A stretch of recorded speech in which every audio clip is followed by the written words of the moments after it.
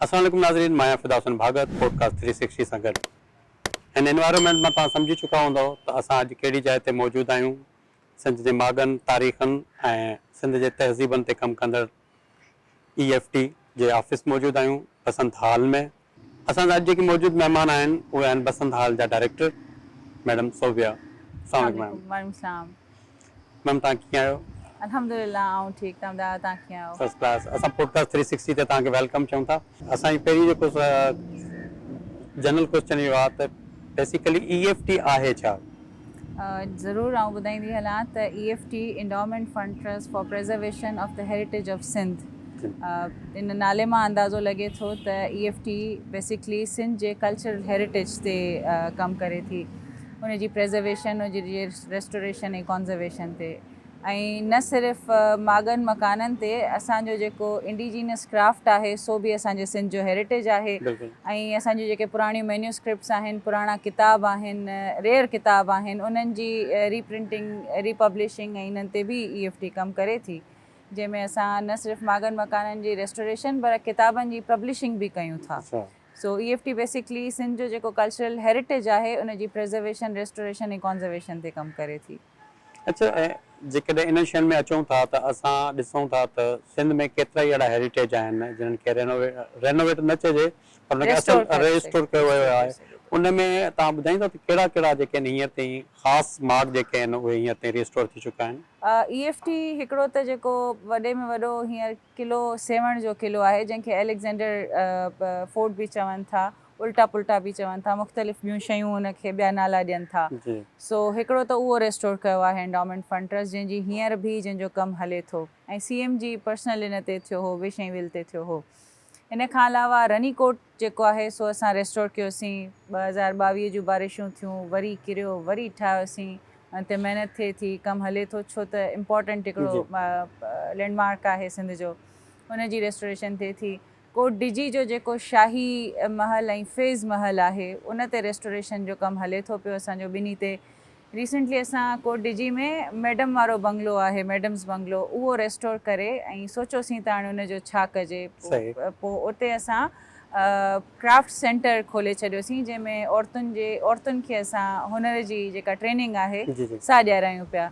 त असां न सिर्फ़ु इन्हनि मागनि मकाननि खे रेस्टोर कंदा आहियूं पर इन्हनि खे इन्हनि जी नोयत जे हिसाब सां यूटिलाइज़ बि कंदा आहियूं। रनीकोट फोर्ट जेको आहे सो हिकिड़ी सुठी टूरिस्ट प्लेस आहे ऐं वॾी रिकग्निशन आहे, हिस्ट्री रखे थो, त उनजो हिकिड़ो इम्पोर्टेंस आहे। सेवन फोर्ट जी हिकिड़ी इम्पोर्टेंस आहे। हेॾी वॾी कॉन्फ्रेंस बि EFT कई 2 साल पहिरीं, ऐं हुन में ॿाहिरियां असां माण्हू सॾायासीं जिन खे विज़िट बि करायोसीं। सो हा, इन जो इहो मतिलबु वॾा प्रोजेक्ट्स आहिनि जेके EFT रिसेंटली कया आहिनि। अच्छा, हींअर जंहिं जाइ ते असां वेठा आहियूं बसंत हॉल, हुन जा मां डायरेक्टर बि आहियो, हिन जी छा स्टोरी आहे जॾहिं की असां हिन खे जॾहिं बि ॾिठोसीं हिकिड़ी बुरे हाल में हिकिड़े अजीब एरिया ॾिठोसीं जेको बर्बाद ईअं पियो हूंदो, हिन जी जेका स्टोरी कीअं आहे, कीअं जो तव्हां रिस्टोर कयो ऐं कीअं इहो आइडिया आयो? असल में ही जेका बिल्डिंग आहे सा 2017 खां हमीदा ख़ुन साहब असांजे सेक्रेटरी आहिनि, उन्हनि जो ख़्यालु, जहांगीर सिद्दीकी साहब चेयरमैन आहिनि, उन्हनि जो ख़्यालु हो, छो त उहो बेसिकली हैदराबाद शहर जा हुआ, ॾियावा निपना हिते उन्हनि जो अचु वञु बसंत हॉल में रहियो। हिते फेयर्स थींदा, बुक फेयर्स थींदा, ॿिया प्रोग्राम्स थींदा, अचु वञु हूंदी हुई। ऐं बेसिकली ही जेका बिल्डिंग आहे सा पुराणे हैदराबाद में जेको आहे सो मौजूदु आहे, त तंहिं करे घणनि माण्हुनि खे अरमान हो त ही बिल्डिंग जेका आहे सा ईअं जी ईअं रहे ऐं हुते पब्लिक प्लेस जो अचु वञु थिए। सो 2017 खां हमीदा ख़ुन साहब जो EFT जो ख़्यालु हो त ही रेस्टोर कजे ऐं हिन खे कल्चरल सेंटर ऐं लाइब्रेरी ठाहिजे, जो हिसाब वारे टाइम में इहा शइ न थी सघी, मुश्किल हो। ऐं हिन जी जेका हिस्ट्री बि आहे सा इहा आहे त ही हिकिड़ो त 126 साल पुराणी बिल्डिंग आहे, ऐं हिन जो जेको प्लॉट आहे सो मेजर एलकोट एनी बसंत खे फ्री ऑफ कॉस्ट लीज़ करे ॾिनो हो। ऐं उन खां पोइ हिन जो पहिरियों रेस्टोरेशन जो जेको पार्ट आहे सो 1917 में ठही पूरो थियो, ऐं ॿियो जेको पोर्शन हुन पासे आहे उहो 1936 में ठही पूरो थियो। ऐं कुल हीअ जेका बिल्डिंग आहे सा शुरू में त डॉक्टर बलोच वारे टाइम में या 1 यूनिट खां पहिरीं ऐं दौरान वारे दौर में जेको हिन जो हुयो अहमियत हुई, कल्चरली सकाफ़ती जेका अहमियत हुई, त हिते प्रोग्राम्स थींदा हुआ। डॉक्टर बलोच जी सदारत में प्रोग्राम्स थिया आहिनि, जोयो साहब जी सदारत में प्रोग्राम्स थिया आहिनि, ऐं तमामु एक्टिव प्लेस रही हुई। तव्हां अगरि मुमताज़ मिर्ज़ा साहिब जा किताब पढ़ो त जी। उन में बसंत हॉल जो जेको ज़िक्र आहे 1962 में हिते कुल मज़ाइया कॉन्फ्रेंस थी जंहिंजी सदारत डॉक्टर बलोच कई सही। ऐं उनखे मैनेज मुमताज़ मिर्ज़ा पे कयो ऐं अलन फ़क़ीर हिते आयो हो उन जी रजिस्ट्रेशन जे लाइ त मूंखे इन्हनि मज़ाइया इन्हनि में मस्करनि में खण। सही। हिन तरीक़े जूं कॉन्फ्रेंसिस ऐं टॉक हिते ॿाहिरि थींदियूं रहियूं हुयूं, वॾनि ॾाहनि जूं कचहरियूं थींदियूं रहियूं हुयूं। सो हिन बिल्डिंग जो जॾहिं एनी बसंत जे टाइम ते बि बिल्डिंग जो जेको फंक्शन हो सो इहो हो त हिते पॉलिटिकल मूवमेंट्स ऐं educational events, cultural events, Cultural inter events। Cultural events, ही सोशल इन हार्मोनी जो हब हो। बिल्कुलु। ऐं 1980 मां भाया थी किताब जेका जी जी। गवाही ॾियनि था तंहिंमें 1980-90 खां पोइ ही बिल्डिंग ज़बूनी जो शिकार थी। हिन ते जॾहिं बि रेस्टोरेशन जो या हिन ते रिनोवेशन जो करिणो पए त सीमेंट हणी हिनखे बंदि करे छॾीनि, जेके क्रैक्स हुआ उनखे मतिलबु हिननि मतिलबु काफ़ी नेग्लिजेंस थी जेका हिन बिल्डिंग में। ऐं नाला न वठंदसि पर हिकिड़ा ॿ माण्हू हुआ जिन जे हथ में ही बिल्डिंग हुई ऐं उहे हिन तां पैसा खाईंदा रहिया आहिनि। सही। बाक़ाइदा बिल्डिंग माफ़िया जा माण्हू आहिनि उहे ऐं उहे हिन ते पैसा खाईंदा रहिया आहिनि। शादियूं, बर्थडेज़ उन ते ई रेंट ते ॾींदा रहिया आहिनि, मिलादनि जे लाइ हिन उन लाइ। ऐं जॾहिं असांखे ही बिल्डिंग मिली इंडाउमेंट फंड ट्रस्ट खे त उन वक़्तु हिते हिकिड़ो ही त चवनि था केयरटेकर ऐं वॉचमैन पर मवाली हो जेको 200 ॿिलियूं पाले वेठो हो। 200 ॿिलियूं पाले वेठो हो ऐं चयईं त जे तव्हां मूंखे तव्हां कढंदव त आउं पंहिंजे पाण खे ॿाहिरि ॾीसाड़ींदुसि। अच्छा। जो साठ ॾिसूं था पोइ बहरहाल जीअं तीअं करे कुझु पैसा वठी हुन असांजी जिंद छॾी ऐं हू वियो हलियो। पोइ हिन बिल्डिंग खे रेस्टोर कयो वियो, इनखे वापसि अहिड़े सूरत में आणे ऐं बाक़ाइदा डिस्ट्रिक्ट गवर्नमेंट थियोसॉफिकल सोसाइटी जेको कि जंहिंजे बुनियाद ते बिल्कुलु। ही बिल्डिंग ठही एनी बसंत जे ऐं इंडाउमेंट फंड ट्रस्ट जे विच में हिकिड़ो मुआइदो साइन थियो जंहिंमें इहो हो त ही बिल्डिंग EFT जे हथ में हूंदी ऐं हू हिन ते रेस्टोर करे हिनखे कल्चरल सेंटर ऐं लाइब्रेरी ठाहींदा, बिल्कुलु। जेको कि ख़्वाबु पूरो थी वियो अल्हम्दुलिल्लाह। ऐं असां हिन ते कल्चरल सेंटर ऐं 2 क़िस्मनि जूं लाइब्रेरीज़ ठाहियूं आहिनि, जंहिंमें हिकिड़ी असांजी जहांगीर सिद्दीकी चिल्ड्रन लाइब्रेरी जहांगीर साहिबु हिनखे सेपरेटली फंड सही। कयो आहे, ॿारनि जी लाइब्रेरी स्पॉन्सर कई आहे। कोशिशि इहा रही आहे त सुठे खां सुठा किताब, मशीनरी, इक्विपमेंट्स हे हो जदीद इन सां ही बिल्डिंग जेका आहे सा इक्विप्ड हुजे ऐं हिते ॿारनि खे वधि खां वधि सहूलियत कई वञे। हिन लाइब्रेरी जो हिकिड़ो रीज़न इहो बि हो त जेके असांजा डिप्राइव्ड ॿार आहिनि, जेके अंडर प्रिविलेज्ड ॿार आहिनि, जेके क्वालिटी एजुकेशन नथा अफोर्ड करे सघनि, विसिनिटी में ख़ासि कर जेके ॿार आहिनि, जंहिंमें आउं तव्हांखे हिकिड़ो नंढो मिसाल ॾियां त हिते हिकिड़ो नंढो छोकिरो आयो जेको कोर्ट में समोसा ऐं पेटीस विकिणींदो। अच्छा। सो चई मैडम आप मुझे अगर इजाज़त दें तो मैं 2 बजे के बाद यहाँ पे आऊँ क्योंकि मैं सुबह में वहाँ समोसे और ये बेचता हूँ, मैं सुबह में नहीं आ सकूँगा। मुझे तुझी ॾींहं जी ॾियाड़ी केतिरी थी थिए, छा थो थिए? चई मैडम कभी 500 कभी 1000 बन जाता है। मुझे तोखे 80 ॾींदासीं, तूं सुबुह खां हिते अचु, को मसलो कोन्हे, सही। डेली जो है ना, को बिल्कुलु। मसलो नहीं। नहीं मैडम मैं रोज़ी नहीं छोड़ सकता, मैं 2 बजे के बाद आऊँगा। ठीकु आहे, का ॻाल्हि न आहे। पोइ असां हुनखे चयोसीं अहिड़े बि क़िस्म जा ॿार अचनि बिल्कुलु। था ऐं फीस माफ़ु करे छॾीसींसि। उल्टो हुनखे इहो चयोसीं त असीं तोखे पैसा ॾींदासीं, तूं अचु। पर हुन चयो न मैडम पैसो मुंहिंजो मसलो न आहे, टाइम मुंहिंजो मसलो आहे। सही। सो हू नंढो ॿारु ईंदो आहे हिते, पढ़ंदो आहे किताब ऐं फंक्शन्स में पार्टिसिपेट कंदो आहे। अच्छा, उनखे अलावा तव्हां हिते हिकिड़ी ॿी एक्टिविटी रखी, मूवी एक्टिविटी, हा, स्पेशली उहो ॿारनि लाइ। रखण जो बि असल रीज़न इहो हो छो त ॾिसो ही उहे ॿार आहिनि जेके थिएटर्स में नथा वञनि सही। न, नथा वञी सघनि, फैमिलीज़ खे टाइम न आहे बिल्कुलु। ऐं थिएटर में एॾो स्पेस बि न आहे ॾिठो वञे। जी हाणे जी। असांजो हैदराबाद इलिटिस्ट थींदो थो वञे त उहो वॾो हिकिड़ो मसइलो असां वटि इहो आहे, थिएटर्स में हर कोई नथो एंट्री वठी सघे, टिकट बिल्कुलु। महांगी थी थिए। त असां उहो डिसाइड कयोसीं त उहे ई मूवीज़ असां हिते फ्री ऑफ कॉस्ट लॻाईंदासीं, अच्छा। जंहिंमें हींअर असांजी सीरीज़ हले थी हैरी पॉटर जी। अच्छा। ऐं हैरी पॉटर न सिर्फ़ु ॾिसणु मुश्किल आहे, डाउनलोड करण जे लाइ डिफरेंट पैसा बिल्कुलु। माण्हू भरनि था, कनि था। असां उहा सीरीज़ फ्री ऑफ कॉस्ट लॻाई आहे ऐं अंदरि बाक़ाइदा थिएटर सिस्टम जी वांगुरु जी। प्रोजेक्टर ते हले थी, ॿार अचनि था, उन्हनि खे पॉपकॉर्न, जूस, हे हो एंटरटेनमेंट।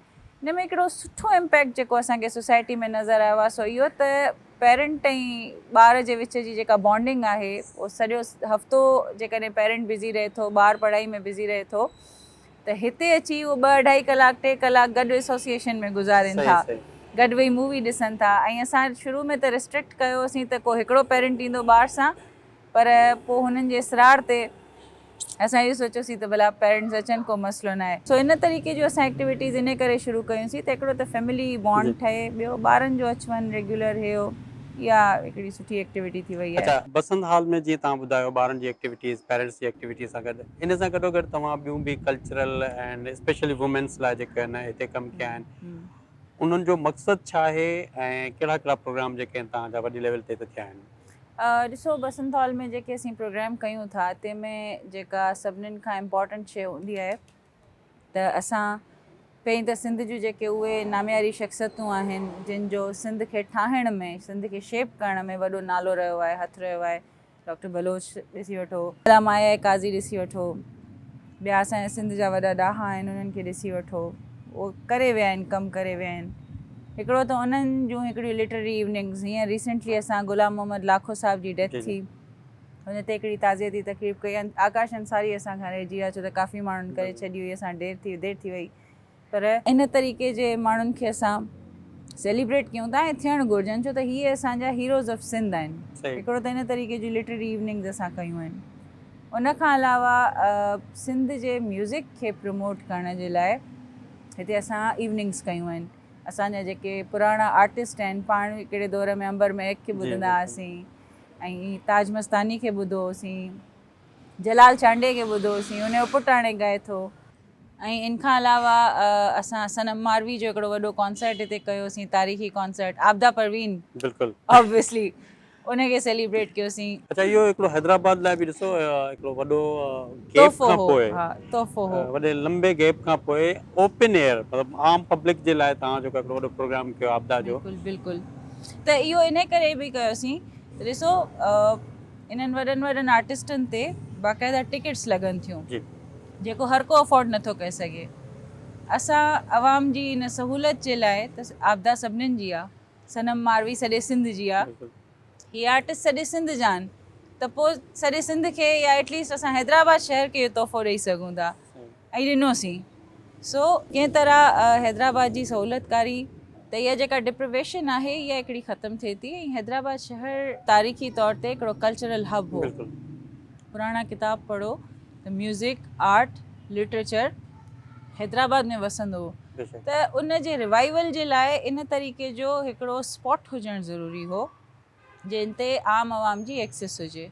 न एंट्री फीस आहे, न का शइ आहे, आवाम अचे थी, इंजॉय करे थी, ॿार अचनि था, इंजॉय कनि था, हिकिड़ी फैमिली प्लेस आहे, बाक़ी पार्क्स वांगुरु न आहे, प्राइवेसी आहे। त इन तरीक़े जूं शयूं असां हिते ॾियण वण इन करे कयूं था त कुझु हैदराबाद शहर इंगेज हुजे न कंहिं एक्टिविटी सां, ऐं उहो थियो बि आहे। वॾी लाइब्रेरी असां जेका आहिनि जी असांजी, जंहिंखे असां आबदा परवीन जे प्रोग्राम में इनॉग्रेट कयो, सैयद अब्दुल्ला शाह लाइब्रेरी, ऐं इनखे सैयद अब्दुल्ला शाह जो नालो इन करे बि ॾिनोसीं जो जॾहिं सैयद अब्दुल्ला शाह साहिबु चीफ मिनिस्टर हुया त उन्हनि जो वधि खां वधि जेको रुझान हो सो लाइब्रेरीज़ खे डेवलप करणु, इस्टेब्लिश करणु, उन्हनि जे लाइ कमु करणु, ऐं जेका हुननि खां थी सघंदी हुई उन मिज़ाज जा माण्हू हुआ, हिकिड़े एजुकेशन इन जा मिज़ाज जा माण्हू हुया, ऐं तमामु घणो हुननि जो कॉन्ट्रीब्यूशन रहियो लाइब्रेरीज़ में।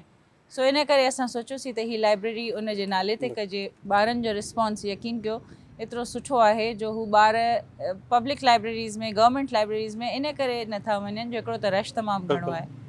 ॿियो असांजी लाइब्रेरी जी ख़ासियत इहा आहे, हिकिड़ो त असां हिन में जामी चांडियो साहिब खां किताब ख़रीद कया, सो हिकिड़ी त जामी चांडियो साहिब जी ख़रीद कयल लाइब्रेरी असां ॾे आहे। ॿियो हिकिड़ो लंडन जो जर्नलिस्ट आहे जंहिं पंहिंजा किताब असांखे डोनेट कया, ऐं उन में कोई 20,000 खां मथे किताब हिन असांखे डोनेट कया आहिनि, ऐं कुझु चार्ज न कयो अथई, ऐं उल्टो हू इनडेटेड पियो फील करे त मुंहिंजे लाइ माना हीअ ख़ुशी जी ॻाल्हि आहे त हीअ ख़ज़ानो जेको आहे ज़ख़ीरो मुंहिंजी उमिरि जो, हिन जो चवण हो त मूं 50 सालनि में मुंहिंजी जमा पूंजी जेका आहे न सा इहे किताब आहिनि, मूं को पैसो वैसो गॾु कोन कयो आहे, मूं इहे किताब गॾु कया आहिनि, जेका की हिकिड़ी वॾी शइ आहे अॼु जे दौर में जिते एॾा महांगा, एॾा सुठा ऐं रेयर किताब, जंहिंमें मूंखे जेके रिसेंटली नज़र आया से किताब अहिड़ा जेके पाकिस्तान में बैंड आहिनि, सैटनिक वर्सिस सलमान रश्दी जो, ऐं सलमान रश्दी जी ॿी कलेक्शन इन जे किताबनि में मौजूदु हुई।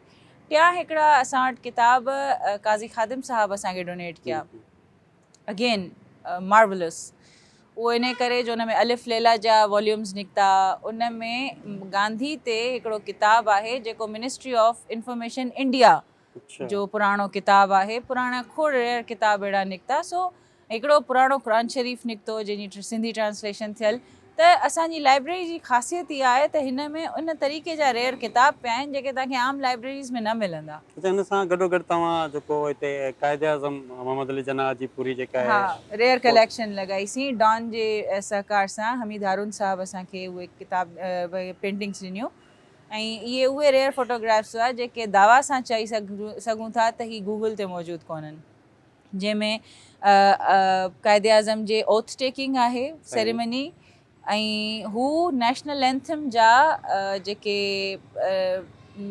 नोट्स आहिनि उहे पिया था सिलेक्ट कनि अच्छा उहा रेयर फोटोग्राफ आहे हुनजे फ्यूनरल जी हुनजी जेका डेथ थी आहे त उन ताज़ीअ जी तस्वीर उहा ही फोटोग्राफ्स क़ाइदे आज़म जे पर्सनल फोटोग्राफर जी कैमरा मां वरिता विया सही सही ऐं that remained with Hameed Haroon Sahab त हुननि जी कर्टसी इहा हुई त हुननि असांखे चयो त तव्हां 14 अगस्त जी निस्बत सां इहो हणो कलेक्शन ऐं इनिशियली असांजो आइडिया इहो हो त असां 14 तारीख़ ते इहो हयो आहे अगस्त जो महीनो हूंदो पोइ पूरो थी वेंदो त असीं लाइ छॾींदासीं बट सरप्राइज़िंगली थ्रू आउट अक्टूबर बि असां ॾे विज़िट्स रहिया आहिनि हिन एग्ज़िबिशन जा ऐं असांखे तमामु घणी ख़ुशी थी मोहटा में परमानेंट इहा एग्ज़िबिशन लॻी पई आहे ऐं उन खां नंढी हिकिड़ी पर कुझु तस्वीरुनि जी असां हिते एग्ज़िबिशन लॻाईसीं जंहिंमें कमिश्नर साहब फयाज़ अब्बासी साहब असांखे ॾाढो अप्रिशिएट करे विया DC साहब आया उन्हनि अप्रिशिएट कयो हीअ एग्ज़िबिशन काफ़ी माण्हुनि जो इंट्रस्ट हुई इहा सुठी शइ थी वई हिते अच्छा तव्हां वटि हींअर एडिशनल चार्ज आहे सिटको जी असीं चाहींदासीं त छाकाणि त ॾिसो ही बसंत हाल जा त एक्टिविटीज़ तव्हां ॿुधायूं पर सिटको जो कमु छा आहे ऐं उन में मेन कमु छा था थियनि असां उहो पब्लिक खे ॿुधाइणु चाहींदासीं अच्छा सिटको हूअं ॾिठो वञे त अब्रीवेशन आहे हुनजो पूरो नालो आहे Sindh indigenous and traditional craft company बिल्कुलु इहो जेको आहे so once again non profit organisation आहे ऐं इहा आर्टिज़न सोसाइटी जे हिसाब सां ई ठाही वई हिकिड़ी आर्टिज़न सोसाइटी ठाही वई आहे उन में असां इहो कयूं था त जेको असांजो ट्रेडिशनल क्राफ्ट जीअं मूं तव्हांखे सवेर ॿुधायो त इंडिजीनियस क्राफ्ट ट्रेडिशनल क्राफ्ट जेको असांजो आहे हिकिड़ो त उनजी प्रिज़र्वेशन थिए थी ॿियो उनजी रिक्रिएशन असीं कयूं था मिसाल जे तौर ते तव्हां मिठी वारी साइड हलिया वञो तव्हां बदीन कढण वारी साइड हलिया वञो तव्हां थरपारकर वारी साइड हलिया वञो थाना बुला खान में हलिया वञो उते अहिड़ियूं कम्यूनिटीज़ आहिनि जेके असांजे सिंधी भर्त ते कमु कनि थियूं ऐं उहो सिंधी भर्त जेको सदियुनि खां हलंदो अचे जीअं असां वटि हिकिड़ी आर्टिज़न आहे अमा आसा I think she is somewhere around 88 89 या शायदि 90 हुजे अॼु ॾींहं ताईं चश्मो न थी पाए पंहिंजे हथ सां कमु करे थी पंहिंजी नुंहुं तयारु कई अथसि ऐं असांजो उते सेंटर आहे एम्ब्रॉयडरी जो जंहिंमें हर साल 20 छोकिरियूं ट्रेन थियनि थियूं इन एम्ब्रॉयडरी जे लाइ अच्छा उनजो फ़ाइदो असांखां माण्हू पुछंदा आहिनि कहिड़ो फ़ाइदो तव्हांखे ॾिसो उहे मायूं जेके घर में वेही इहो कमु करे पंहिंजो गुज़र सफ़र करे सघनि थियूं हुननि वटि जे एजुकेशन न आहे त हुननि वटि हुनर हुजे ईअं ई हैदराबाद सिंध म्यूज़ियम में आर्टिज़न विलेज में असांजो सेंटर आहे जिते न्याणियूं ईंदियूं आहिनि नंढियूं वॾियूं सभु 20 छोकिरियूं हर साल असीं ट्रेन कंदा आहियूं इन सिंधी ट्रेडिशनल एम्ब्रॉयडरी में ऐं उन सां इन्हनि जो हिकिड़ो फ़ाइदो ॿियो इहो थींदो आहे त जॾहिं हू ट्रेन थी वेंदियूं आहिनि ऐं हुननि जो हथ पको थी वेंदो आहे त असां हुननि खे प्रोडक्ट्स ठाहिण जे लाइ ॾींदा आहियूं त हीअ तव्हां असांखे प्रोडक्ट ठाहे ॾियो उन में हुननि जी लेबर चार्ज उहो असांखां कंदा आहिनि ऐं असीं हुननि खे लेबर ॾींदा आहियूं ऐं तंहिंखां पोइ हुननि जो जेको प्रोडक्ट सेल थींदो आहे उहो कम्पलीटली आर्टिज़न जो हूंदो आहे उन में असांजे इन में कुझु न हूंदो आहे असीं पंहिंजो मार्जिन नथा रखूं भिटशा हलिया वञो मटियारी हलिया वञो नेचुरल डाई जा हब्स आहिनि न इहे राज़िक ॾिनो खत्री आहे इमरान अली सुमरो आहे ऐं अहिड़ा खोड़ असांजा इहे त जनरेशन हलंदियूं थियूं अचनि इन्हनि जा वॾा इहो कमु कंदा रहिया अजरक जो कमु कंदा रहिया ऐं नेचुरल डाई जो कमु कंदा रहिया ब्लॉक प्रिंट जो कमु कंदा रहिया अॼु ॾींहं ताईं कनि था अजरक असांजी सिंध जी सकाफ़त असांजी सिंध जो तोहफ़ो आहे उन जा 22 प्रोसेस हिकिड़ा जेके आहिनि उहे हुते तव्हांखे लाइव ॾिसण लाइ मिलंदा सो इहे असांजा इंडिजीनियस क्राफ्ट्स आहिनि हाणे इन्हनि जी प्रमोशन इन्हनि जी जेका प्रिज़र्वेशन आहे सो असांजो ज़िम्मो आहे ऐं उनखे असीं डिफरेंट तरीक़े सां प्रमोट करे सघूं था। उहो कीअं त असां पुराणे एम्ब्रॉयडरी, पुराणे अजरक, पुराणे इन्हनि शयुनि खे नए तर्ज़ में, नए ट्रेंड में कीअं आणियूं। मुॾे उन ॾींहुं पोलैंड मां हिकिड़ी माई आई, हिकिड़ो त हुनखे बसंत हॉल जी लाइब्रेरी ॾाढी वणी। हालांकि उहा जंहिं ॾींहुं हैदराबाद विज़िट करे वञण वारी हुई, उनखे वेंदे ते बसंत हॉल जॾहिं विज़िट करण लाइ मिलियो त हुन चयो त ॿिए ॾींहुं सुभाणे आउं ठटे वञण वारी हुअसि, पर तव्हांजी लाइब्रेरी जे करे ऐं अॼु पूरो ॾींहुं हिते तव्हांजी लाइब्रेरी में गुज़ारींदसि ऐं पोइ जेको आहे सो आउं ईंदसि ठटे। सो हूअ आई बेसिकली सिंध म्यूज़ियम में हुई घुमण जे लाइ, ऐं उते रबाड़नि जो हिकिड़ो पूरो वॾो घाघरो पियो। ऐं त घाघरो मूंखे न आहे ख़बर सिंधी में, पड़ो जीअं चइजे, उहो पूरो वॾो रबाड़नि जो पड़ो पियो हो ऐं शॉल पई हुई। उनखे एतिरी पसंदि आई, एतिरी पसंदि आई, चई मूंखे ख़बर हुजे हा त हिते ई शयूं मिलनि थियूं ऐं पाण सां पैसा उहे खणी अचां, पर हीअ शइ मूं पहिरीं कॾहिं न आहे ॾिठी। सो इहो रबाड़नि जो कमु आहे। खोड़ अहिड़ियूं ॿियूं कम्यूनिटीज़ आहिनि, मेघवाड़ कम्यूनिटी हेतिरो सुठो कमु करे थी, ऐं थर में अहिड़ा खोड़ माण्हू आहिनि जेके इन तरीक़े जो कमु कनि था। असांजे इन हैदराबाद शहर में टंडियालायार साइड हलिया वञो, हू म्यूज़िक जा के एक्सपर्ट मिलंदा तव्हांखे, के हथ जे एम्ब्रॉयडरी जा एक्सपर्ट मिलंदा। असां जेको ही कयो होसीं न प्रोग्राम पंहिंजो रूरल वुमेन वारो, उन में जेके मायूं आयूं हुयूं से शहदादपुर जूं मायूं हुयूं, ऐं उहे बि इहो हुनर, हथ जो हुनर ॼाणनि पियूं। उन्हनि सां इन ई करे असां इहो वाइदो कयोसीं त असांखे ख़बर कोन्हे त हिते इहा कम्यूनिटी आहे, असीं तव्हांजे लाइ हिकिड़ो सेंटर खोलींदासीं जंहिंमें तव्हांजे लाइ हिकिड़ो कमाई जो ज़रियो बि थिए, तव्हांखे रोज़ी बि मिली वञे, ऐं तव्हांजो हिन ॿनी ॿारे मां जिन छुटी पए। जेको की मायुनि जो हूअं त उहो चवनि पियो त असांखे हिन मां एतिरी न आहे कमाई जेको असां हिन हथ जो हुनर ॼाणूं था। सो इहे मायूं हुन कम्यूनिटी मां आहियूं, ऐं उन्हनि जी सहकार, उन्हनि जी मदद जे लाइ असीं हिन तरीक़े जा प्रोग्राम सिटको जे थ्रू कंदा आहियूं। अच्छा, इवन तव्हां सिटको जे थ्रू जेके इन पाकिस्तान जे मुख़्तलिफ़ शहरनि में जेके आहिनि नुमाइशूं बि रखंदा आहियो? बिल्कुलु बिल्कुलु, असांजा आर्टिज़न्स आहिनि जेके लोक मेले में वेंदा आहिनि, ॾाची जो लॻंदो आहे उते वेंदा आहिनि। पर हिते हिकिड़ी मुसीबत इहा आहे इन्हनि माण्हुनि में त ही पैसा चार्ज कनि था आर्टिज़न्स खे स्टॉल जे लाइ। पोइ मूंखे ॾुख इहो थींदो आहे त एतिरो शायदि हिननि जो विकिरो न थींदो हूंदो जेतिरा ई पैसा भरींदा हूंदा। पर डे जे हिसाब सां तव्हां उन्हनि जा अंदाज़ा लॻायो, या जेकॾहिं उहो 50-50, 60-60, 70-70 हज़ार ई हिननि जो स्टॉल जो ख़र्चो वठनि था स्पेस जो, त वीचारा एतिरो अलाए कमाईंदा बि आहिनि या न। असां वटि ईअं थींदो आहे त असीं जॾहिं मेलो कंदा आहियूं, हर 5-6 महीने असीं हिननि आर्टिज़न्स जो मेलो कंदा आहियूं, जंहिंमें असां हिकिड़ो त उन्हनि खे स्टॉल चार्ज न कंदा आहियूं। हुननि जो ऑनरेरियम, हुननि जो DA, हुननि जो खाधो पीतो, हुननि जी रिहाइश असांजे ज़िम्मे हूंदी आहे, असीं हिननि खे अरेंजमेंट करे ॾींदा आहियूं। होटल खां सिंध म्यूज़ियम खां वापसि होटल छॾण जो ज़िम्मो असांजो हूंदो आहे। ऐं इहो त ही बुख ते न हुजनि, हिननि खे जेको खपे सो ई खाइनि, उहो हिननि खे पैसा असीं ॾेई छॾींदा आहियूं त बाबा जेको तव्हांखे खपे सो ताईं खाओ। हिन खां अलावा अहिड़ा म्यूज़िशियन्स असां ॾे, आर्टिस्ट जेके ईंदा आहिनि, उन्हनि जो बि असांजो साॻियो हिसाबु किताबु हूंदो आहे। ऐं इन ई करे असां वटि असांजे मेले जो इंतज़ारु इन करे कंदा आहिनि त असांखे कुझु खीसे मां नथो घटि में घटि भरिणो पए। जे असांजो विकिरो नथो थिए त घटि में घटि खीसे मां कुझु नथो वञे, ऐं अञा बि माना ऑनरेरियम वग़ैरह मिले थो त उन्हनि जो हिकिड़ो जहिड़ो महीनो 2 सुठो थो निकिरी वञे। सो असां वटि इहो थींदो आहे। हींअर असां हाल ई में सिटको में ट्रेनिंग स्टार्ट कईसीं, जंहिंमें हिते जी जेका आवाम आहे हैदराबाद जी, तंहिंखे लाइव असां आर्टिज़न जी डेमोन्स्ट्रेशन ॾेखारी, ऐं उन्हनि जो बाक़ाइदा 3 ॾींहंनि जो ट्रेनिंग प्रोग्राम कयो, जंहिंजी हिकिड़ी ट्रेनिंग अॼु बि हले थी, जंहिंमें ज्वैलरी मेकिंग जी असां ट्रेनिंग करायूं पिया, ट्रेडिशनल ज्वैलरी मेकिंग। सो इन तरीक़े जी एक्टिविटीज़ सां सिटको खे बि असीं एक्टिव रखूं था। अच्छा, जीअं तव्हां सिटको में ॿुधायो त असां मुख़्तलिफ़ क़िस्म जा जेके आहिनि आर्टिज़न्स सां कमु कयूं था, जेके हींअर असांजा ट्रेंड्स ख़तमु था थियनि, मिसाल तौरु कई अहिड़ा जेके आहिनि हुनर आहिनि जेके पंहिंजे आख़िरी मरहलनि में आहिनि, उन्हनि लाइ सिटको छा थी करे? जी, तव्हां जेकॾहिं ॾिसंदो, जीअं मूं नालो वरितो सवेर रबाड़ी जो, तव्हांखे रबाड़ियुनि जो कमु हाणे एतिरो हिते नज़र न ईंदो, पर रबाड़ी अञा बि कम्यूनिटी कमु करे थी। अहिड़ा असांजा क्राफ्ट जीअं खथो आहे, खेस आहे, लुंगी आहे, इहे उहे शयूं आहिनि जेके असां अञा बि इन्हनि जे रिवाइवल ते कमु कयूं था, इन्हनि खे पाण पायूं था, बांधणो आहे ऐं मलीर आहे। इहे उहे शयूं आहिनि जेके कंहिं दौर में असांजे वॾनि खां असीं ॿुधंदा हुआसीं, उन्हनि खे ॾिसंदा हुआसीं पाईंदे, एम्ब्रॉयडरी अहिड़ी ॾिसंदा हुआसीं। हाणे ईअं कयो आहे त असां उन्हनि जो सिर्फ़ु थोरो ट्रेंड चेंज करे उन्हनि खे फैशन में ईअं कयो आहे त जिते वॾा वॾा हेवी गज थियनि था, गज जो जेको सिस्टम आहे, उहे गज वॾा जेके थियनि था, तिनि जा नंढा नंढा मोटिव्स ठाहे असां कॾहिं के स्टॉल्स ठाहे छॾियूं, कॾहिं खुसे ते हणी छॾियो, कॾहिं उन जा इयरिंग्स ठाहे वरिता, कॾहिं उनखे नंढे नंढे प्रिंट में हणी छॾियोसीं, त जीअं इहो रिवाइवल थींदो रहे, ऐं यकीन कयो आवाम पसंदि करे थी। पर इन लाइ असांखे इहो बि ॾिसणो पवंदो आहे त मार्केट डिमांड छा आहे, माना मार्केट कहिड़ो प्रोडक्ट वधीक थी पसंदि करे। उहो असांजो तरीक़ेकार ऑफिस जो थोरो तव्हांखे बोर कंदसि इहो ॿुधाईंदे। असांजो तरीक़ेकार इहो हूंदो आहे त असीं ॾिसंदा आहियूं, जनरली असांजी शीट ठहंदी आहे इवेल्युएशन शीट, जंहिंमें असां ॾिसंदा आहियूं कहिड़े आर्टिज़न जो प्रोडक्ट वधीक थो हले। बास्केटरी फर्स्ट कयो असां ॾिसूं त असां घर में दबकियूं यूज़ कयूं था, पिंडियूं यूज़ कयूं था, ऐं असांखे ख़बर बि न आहे त इहे किथां थियूं ठहनि। उहे ॿ आर्टिस्ट असां आर्टिज़न्स आहिनि, हिकिड़ी हिन में आहे सखर या शायदि खैरपुर जे पासे किथे सुमरी आहे, ॿी हिकिड़ी राहिबा आहे। इन्हनि जूं सुठियूं बास्केटरी जा प्रोडक्ट्स आहिनि, असीं यूज़ कयूं था, कई ज्वैलरी बॉक्सिस में यूज़ कयूं था, मानी रखण जे लाइ यूज़ कयूं था।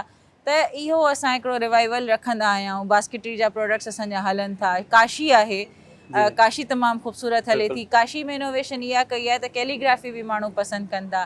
हिकिड़ी काशी जेका प्लेन काशी इन्हनि फ्लावर्स ते आहे, हिकिड़ी कैलीग्राफिक काशी आहे।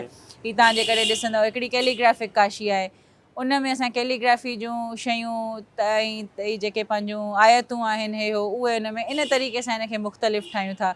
आर्ट ऐं इस्लामिक आर्ट गॾु करे छॾियूं था। त इन तरीक़े जूं जेके एक्टिविटीज़ ऐं असां मिलाप कयूं था ॿिनि डिफरेंट आर्ट ऐं आर्टिज़न्स जा, त उहा हिकिड़ी नई शइ ठही थी वञे ऐं उहा नई शइ अवाम पसंदि करे थी। हाणे इहो थोरो असांजे समाज जो बि ज़िम्मो आहे, असांजे वॾनि जो बि ज़िम्मो आहे त उहो नंढनि ताईं खणी अचनि न। डाइंग आर्ट असां चऊं ई इन करे था डाइंग आहे, छो त असांजे वॾनि खां पोइ बीजी वियो, असांजा नंढा नथा पाइनि। मां गज पसंदि कंदसि, तव्हांजे घर में केरु गज पसंदि कंदो। हाणे जी जंहिंखे असां सो कॉल्ड जेनज़ी था चऊं, उहा नथी पसंदि करे, उहा नथी पसंदि करे। अॼुकल्ह उन्हनि खे इहो फ़र्क़ु ख़बर न आहे त असांजो जेको अजरक आहे सो मशीन वारो कहिड़ो आहे, नेचुरल डाई कहिड़ो आहे, स्क्रीन प्रिंट छा आहे, उन्हनि खे नथी ख़बर पए। अच्छा, इन जीअं तव्हांजो सुठो पॉइंट आयो आहे।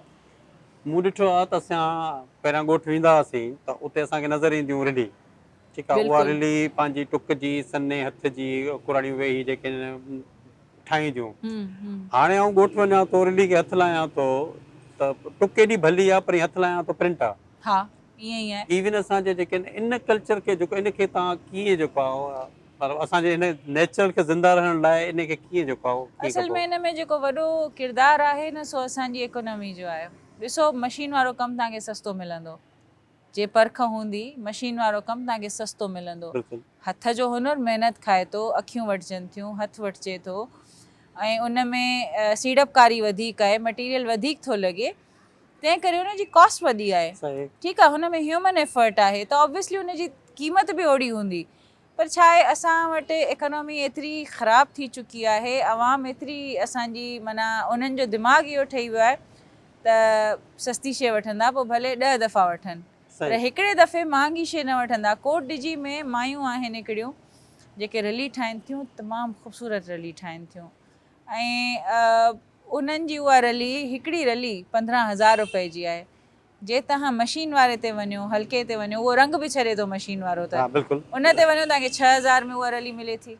हाणे अवाम असांजी जी मेंटालिटी त जेका असांखे वञी हुनखे विछाए सुम्हणो त 6,000 वारी ते बि सुम्हणो, 15,000 ते बि सुम्हणो, अहमियत नथा सम्झनि न। त हिन जी पाइदारी छा आहे, अहमियत छा आहे। हाणे पहिरीं ईअं हूंदो त बेडशीट्स इन तरीक़े जूं न ईंदियूं, हाणे रली जे डिज़ाइन ऐं एप्लिक जे डिज़ाइन वारियूं बेडशीट्स अचनि थियूं। पर छा आहे त हुननि खे इहा शइ मैटर ई नथी करे त हीअ केतिरो हलंदी। हुननि खे इहो आहे असांखे 2-4 महीना कढणा आहिनि बसि। त इहा जेका हिकिड़ी सेंसिटिविटी टुवर्ड्स योर क्राफ्ट आहे न, इहा ख़तमु थी वई आहे। अहमियत जेका आहे सा असांजे वॾनि ख़तमु कई आहे, मां इहो चवंदसि। हिन में ॾोह असांजे घर जे वॾनि जो आहे, जंहिंजे करे इहा शइ सफ़र करे थी। अच्छा, इन सां मूंखे हिकिड़ो जेको आहे तव्हांजे ई जेको आहे प्रोग्राम में असां विया हुआसीं हाला में, खॾी जो कमु हले पियो, ऐं उहो आख़िरी हमरा आहे जेको खॾी जो कमु करे थो, मेमण साहब। बिल्कुलु बिल्कुलु, करमुल्ला। अच्छा, उहो आख़िरी कमु कनि था पिया। हुन खां पुछो त तव्हांजी औलाद हू मज़दूरी करणु पसंदि करे थो, लेकिन खॾी ते विहणु पसंदि नथो करे, ऐं जेसिताईं मां आहियां तेसिताईं आहे, हुन खां पोइ बंदि थी वेंदी। ईअं आहे, करमुल्ला जहिड़ी हिकिड़ो त खॾी केरु नथो ठाहे, ठीकु आहे, ऐं एतिरो ज़बरदस्त कमु अथसि, असली कमु अथसि। ॾुख जी ॻाल्हि आहे, जीअं हुन तव्हांखे चयो त मज़दूरी करणु पसंदि कनि था, हिन अॾी ते न वेहंदा, छो? हुनखे ख़बर आहे एतिरो विकिरो ई कोन्हे। असीं ठाहींदा वञूं, इन्वेस्टमेंट त हुननि जी आहे न। ऐं ॿियो इन ई तरीक़े जो तव्हांखे आउं ॿुधायां त सूसी जो बि साॻियो चकर आहे।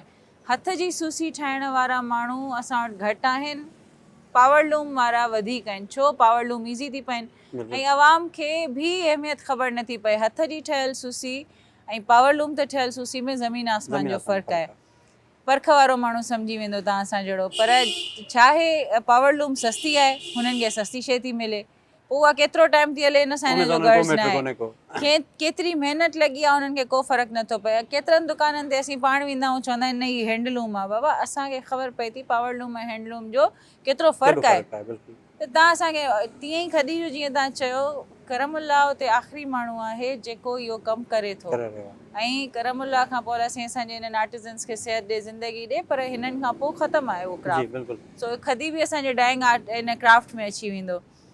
ऐं असांजी आवाम जो ॾोह आहे, हू मार्केट जी मशीन वारी खदी पसंदि कनि था, ही ओरिजिनल नथा वठनि ऐं मसइलो आहे पंहिंजी जाइ। अच्छा, जेको हिकिड़ो जनरल क्वेश्चन थो अचे त तव्हां बसंत हॉल जीअं तव्हां ॿुधायो त असांजे जेके आहिनि हैदराबाद जे सोशल कल्चरल एक्टिविटीज़ लाइ जेकॾहिं की ॿाहिरी पार्टी आहे का अहिड़ी बि, उहा जेकॾहिं हिते प्रोग्राम करे थी त उन्हनि लाइ छा तरीक़ेकार हूंदो आहे? उन्हनि जो तरीक़ेकार इहो आहे त पहिरीं त जेका पार्टी ते प्रोग्राम करणु चाहे थी, असीं इहो ॾिसंदा आहियूं त उहा कंहिं ऑर्गनाइज़ेशन जे थ्रू आहे या इंडिविजुअल को आहे जेको कराइणु चाहे थो। जेका ऑर्गनाइज़ेशन आहे त उहा रजिस्टर्ड ऑर्गनाइज़ेशन आहे या न आहे, ऐं उन खां पोइ हुननि जो स्पॉन्सर केरु आहे, चीफ गेस्ट केरु आहिनि, स्पीकर्स केरु आहिनि, आवाम केतिरो ईंदो, कहिड़े क़िस्म जी आवाम ईंदी ऐं टाइम कहिड़ो रखंदा, असां मां छा था घुरनि ऐं इहे सभु शयूं। ऐं जेकॾहिं को इंडिविजुअल आहे त कहिड़ी कैपेसिटी में कहिड़े मैंडेट सां उहो कमु करे थो। मैंडेट त असां ॿिन्ही तरफ़ चेक कंदा आहियूं। उन खां पोइ असांजो परफॉर्मा थिए थो जेको उन्हनि खे फिल करिणो पए थो, ऐं उन खां पोइ असीं डिपेंड करे थो त कहिड़ी नोयत जो प्रोग्राम आहे, उन हिसाब सां असीं चार्ज कंदा आहियूं। असांजो स्पेस कहिड़ो थो यूज़ करे, उन हिसाब सां असीं चार्ज कंदा आहियूं। असांजो तरीक़ेकार इहो आहे। अच्छा, हिकिड़ो जेको सॼी ॻाल्हियुनि मां हिकिड़ी कढिजे थो त असां वटि जीअं ॿियूं हेरिटेज काफ़ी बिल्डिंग्स आहिनि, उहे बि आए ॾींहुं ज़ाहिर सी ॻाल्हि आहे तव्हां जॾहिं हिननि खे रिस्टोर कयो था त उहे बि चाहींदा हूंदा त भई असांजी जेका बिल्डिंग आहे घणी पुराणी आहे, अचो हिनखे तव्हां रिस्टोर कयो, हीअ ख़तमु थींदी थी वञे। उनजी क्राइटेरिया छा आहे? EFT उन्हनि खे कीअं जेको आहे हैंडल करे थी, कहिड़े तरीक़े सां उन्हनि कमनि में हथु विझे थी, कहिड़ियूं बिल्डिंग उन्हनि खे ठाहिण जो जेको आहे या तरीक़ेकार छा आहे? सेंसिटिव सुवालु आहे, पर आउं जवाबु ॾियणु चाहींदसि। हाणे असल त इहो आहे, पहिरीं त केर बि हरू भरू पंहिंजे मथे में सूरु खणे नथो इहो। ऐं तव्हांखे हिकिड़ो किसो ॿुधाईंदी हलां, ॻाल्हि थोरी लंबी थींदी, पर आउं तव्हांखे किसो ॿुधायां त क्लॉक टावर हैदराबाद जो जेको आहे, तंहिंखे रिस्टोर करणु असांजो इंट्रस्ट हो। असां इंट्रस्ट रिस्टोर करण ते चाहियोसीं ऐं इन जे लाइ असां सिटी गवर्नमेंट सां, HMC सां, हिननि सां ॻाल्हायोसीं। क्राइटेरिया जीअं तव्हां ॻाल्हि कई त आउं उन में ॿुधायां त सभ खां पहिरीं असीं इहो चेक कंदा आहियूं त उनजी कंस्ट्रक्शन केतिरी पुराणी आहे, ऐं उन खां पोइ मटीरियल कहिड़े क़िस्म जो यूज़ थियल आहे। अगरि के 50 to 70 एंड अबव हिकिड़ी बिल्डिंग आहे, डिपेंड थो करे त उनजो आर्किटेक्चरल स्ट्रक्चर छा थो चवे, उन में मटीरियल कहिड़ो इस्तेमालु थियल आहे, काशी इस्तेमालु थियल आहे त कॾहिं जी थियल आहे, सीमेंट इस्तेमालु थियल आहे त कहिड़ो थियल आहे, स्टोन आहे त कहिड़ो आहे, ऐं सिरा आहे त कहिड़ी आहे। इहा हिकिड़ी आर्किटेक्चरल जेको उनजो टाइप आहे, सो असीं पहिरीं त ॾिसंदा आहियूं। उनजी उमिरि ॾिसंदा आहियूं ऐं उनजो डिज़ाइन ॾिसंदा आहियूं त कहिड़े पीरियड सां आहे। अगरि मॉडर्न आहे त पोइ त शायदि मां नथी सम्झां त इन शइ खे प्रिफर, छो त कल्चरल हेरिटेज में न ईंदो। ईअं त तव्हांखे हिते खोड़ अहिड़ियूं बिल्डिंग्स घर मिली वेंदा जेके 70 साल पुराणा आहिनि, प्री पार्टीशन ठहियल आहिनि, पर उहे घरनि जो स्ट्रक्चर आहे न, उन्हनि जो हेरिटेज वारो कोन्हे को। त असां इहो बि ॾिसंदा आहियूं त स्ट्रक्चर कहिड़े क़िस्म जो आहे, हेरिटेज स्ट्रक्चर आहे न आहे, रिहाइश जे लाइ इस्तेमालु थियो आहे या ॿी कंहिं गैदरिंग जे लाइ या कुझु बि। इहो क्लॉक टावर जीअं आहे असांजी, माना सम्झो हेरिटेज हू आहे न, लैंडमार्क आहे, त असां हुनखे रेस्टोर करण जे लाइ। इन मतिलबु इहो आहे त जेके पुराणियूं बिल्डिंग्स 70s खां अबव हुजनि उहे हिन में ईंदियूं आहिनि। हा, उन में असीं इहो बि ॾिसंदा आहियूं त हुननि जूं आर्किटेक्चरल ड्राइंग्स असांखे खपंदियूं आहिनि जेके शुरूआती हुजनि, त शुरू में ॾिसण में कीअं ईंदो हो त असीं उनखे उन तर्ज़ सां रेस्टोर कयूं ऐं उन खां पोइ असीं उन्हनि खे रेस्टोर कंदा आहियूं। हिते लतीफ़ाबाद में आहे मीर बंगलोज़, उन्हनि रिक्वेस्ट कई हुई त असांजी, उनजी त वाक़ई अहमियत अहिड़ी कल्चरल आहे ऐं उहा रेस्टोर जॾहिं थी आहे त तव्हां बि ॾिसी सघो था त कीअं आहे। उनजो स्ट्रक्चर ख़ूबसूरत आहे। अहिड़ियूं मीरनि जूं हवेलियूं, तालपुरनि जा पुराणा जेके बि हिते तव्हां मीर टॉम्स हलिया वञो, हिते तव्हां ॾिसंदव त इन्हनि खे असां रेस्टोर कयोसीं। शाही गुलाम शाह कल्होड़ो, मीर करम अली तालपुर, त इहो कोट किरी चुको हो, ॾिसो न उन कोट खे। बिल्कुलु, इहो पूरो कोट किरी चुको, इन्हनि जा जेकॾहिं तव्हां ॾिसंदो डोम्स ॾिसंदो इहे ख़तमु थी चुका हुआ, इन्हनि तां रंग लही बिल्कुलु सीमेंट जो ख़ाली स्ट्रक्चर अची वियो हो। त हुननि खे हिकिड़ो रेस्टोर करण जो मक़सदु इहो बि त असां वटि जीअं शुरू में पंहिंजी ॻाल्हि ते थी त असांजो जेको सिंध जो टूरिज़म रेशो आहे न, सो तव्हां ॿियनि एरियाज़ खां कंपेयर कयो, इवन असांजा पंहिंजा सिंधी छुटियूं मिलंदे ई नॉर्दर्न हलिया था वञनि, बिल्कुलु छाजे करे जो त ॾिसण जूं जॻहूं आहिनि। असां वटि हिते जेको आहे सो ही नथा अहिड़े तरीक़े सां कनि, सो आहे असां वटि अलमियो आहे, छो त सिंध सरकार बि हिन में एस सच को आउटपुट नथी इनपुट नथी विझे, त घटि में घटि असीं हिकिड़ी इंडिविजुअल एंटिटी थी कोशिशि कंदा आहियूं त असां पंहिंजे हैदराबाद खे ब्यूटिफाई कयूं, लाइकेबल कयूं, सीएबल कयूं, त माण्हू अचनि ॾिसनि, हुननि खे बि ख़बर पए त असांजी तारीख़ छा आहे। असांखे बेसिकली त पंहिंजी हिस्ट्री प्रिज़र्व करणी आहे। बिल्कुलु। अच्छा, हिन में कई अहिड़ी मुक़ामात बि हूंदा जेके अचनि त हेरिटेज में था, पर माण्हू जेके आहिनि उहो उन ते वेठा आहिनि थिया न चाहींदा हूंदा त उन्हनि खे रिस्टोर कयो वञे या उन्हनि खे जेको हरू भरू वञी अहिड़ियुनि जॻहियुनि ते ॾिनो वञे।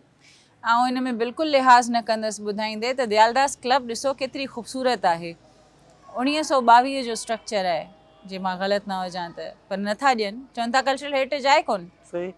छो बाबा, हुनजो पूरो तव्हां ॾिसो जीअं बसंत हॉल में पूरा विरांडा ठहियल आहिनि, हुनजा ईअं विरांडा ठहियल आहिनि, उहा बिल्डिंग जेका आहे ब्रिटिश पीरियड जी बिल्डिंग आहे, हिन सां गॾु ठही आहे, ही 1901, 2, 3 उहा 1922 जी ठहियल आहे, सेम पीरियड में ठहियूं आहिनि। पोइ चवंदा न आहिनि रेस्ट हिन में हेरिटेज बिल्डिंग न आहे, बाबा कीअं न आहे हेरिटेज, ज़ोर इहे कोर्ट खां हुननि फ़ैसिलो वठायो आहे त हिकु प्रोटेक्टेड हेरिटेज न आहे, न त हिनखे बि रेस्टोर करण जो ज़िम्मो EFT खयों, पर हीअ नथा करणु ॾियणु चाहिनि, छो जो हुननि पंहिंजो अॾो करे छॾियो आहे। चवां थी मां हिन शइ में बिल्कुलु लिहाज़ न कंदसि, पर हुननि अॾो ठाहे छॾियो आहे हिन शइ खे। एॾी ख़ूबसूरत बिल्डिंग ठहियल आहे, हुन में उहा जे तव्हांखे ख़बर हुजे या न, अला बचायो आख़ुंद साहब उनजा प्रेसिडेंट हुया, first president of Dayaldas club. त इन बिल्डिंग जी इन करे बि अहमियत आहे। हाणे सोचो जॾहिं इन्हनि जहिड़नि माण्हुनि इन बिल्डिंग खे हिकिड़ो निपायो आहे त केतिरी ख़ूबसूरती ऐं अहमियत सां हिननि निपायो हूंदो। ऐं हाणे अहिड़नि ख़राबु हथनि में आहे जो उते माना कचहरियूं लॻियूं पियूं आहिनि, कचहरी जी जॻह ठाहियो, बट घटि में घटि हुनजी मेंबरशिप एतिरी महांगी रखी अथनि, ऐं हुनजो टाइम पीरियड रखियो अथनि, हर साल रिन्यू करायो, हे करायो, अलाए कहिड़े क़िस्म जूं शयूं। न त इहे उहे बिल्डिंग्स आहिनि जंहिंमें असांजी हैदराबाद आर्ट्स काउंसिल छो न आहे, स्ट्रक्चर्ड आर्ट्स काउंसिल छो न आहे, जीअं कराची में आहे, मेहराण आर्ट्स काउंसिल आहे, त हुनजो अहिड़ो को माना हिकिड़ो देखभाल हुन तरीक़े जी थिए ई नथी, मेंटेनेंस थिए ई नथी, ग़रीबाणी जॻह लॻी पई आहे, छो? असांजा माण्हू अहिड़ा आहिनि, छा कजे। वॾी तव्हांजी महिरबानी, तव्हां असांखे वक़्तु ॾिनो, ऐं तव्हांखे कीअं लॻो असांजो पॉडकास्ट 360?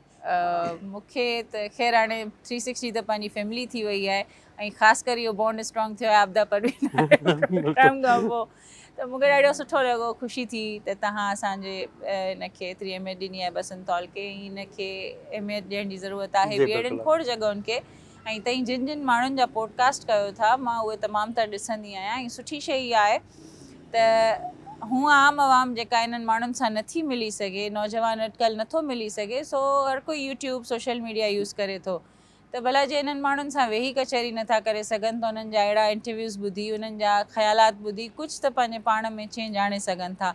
असांजी नौजवान नसुल खे ज़रूरत आहे इन्हनि माण्हुनि सां मिलण जी, ऐं असांजी नौजवान नसल खे ज़रूरत आहे त अहिड़नि प्रोग्राम्स या अहिड़नि पॉडकास्ट जे थ्रू कुझु मतिलबु इम्पैक्टफुल कनि, टिकटॉक जी दुनिया खां निकिरी अचनि, सोशल मीडिया जी दुनिया जो इस्तेमालु सही कनि, ऐं थोरो कुझु मतिलबु सोर्सफुल कनि, सुठो रिसोर्सफुल कनि, जेको कॉन्ट्रीब्यूट करे असांजी हिन में दुनिया में कॉन्ट्रीब्यूट करे।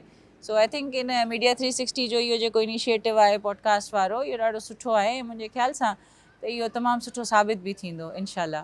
नाज़रीन, इंशाल्लाह असां नेक्स्ट प्रोग्राम में अहिड़नि महिमाननि खे जेको आहे रुजू कंदासीं, ऐं तव्हांखे अहिड़ियूं इंफॉर्मेशन ॾींदासीं जेका आम तौर ते न आहे, हेरिटेज कल्चर, ऐं असांजो हमेशह कोशिशि रही आहे त असां तमामु उन्हनि शयुनि खे उजागर कयूं जंहिंजी असांखे ज़रूरत आहे, ऐं असांखे उन्हनि में कंट्रीब्यूट करणु खपे। इजाज़त ॾींदा, अल्लाह हाफ़िज़।